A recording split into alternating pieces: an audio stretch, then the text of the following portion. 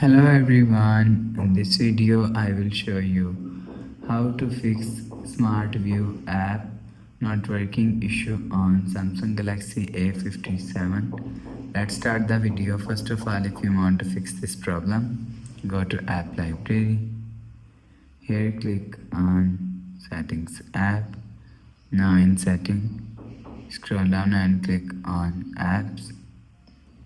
After click on apps, scroll down and search smart things. You will see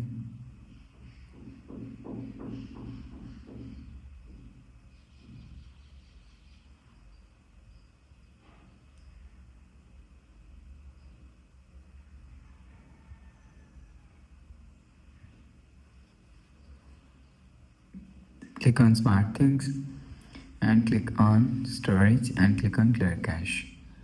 After click on clear cache, go back to home screen. You will see your problem is solved, but if it not solved, open quick settings panel. So just swipe down and click on this power icon and click on restart.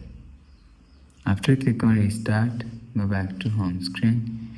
You will see your problem is solved, but if it not solved, again click on settings app, scroll down and click on software update.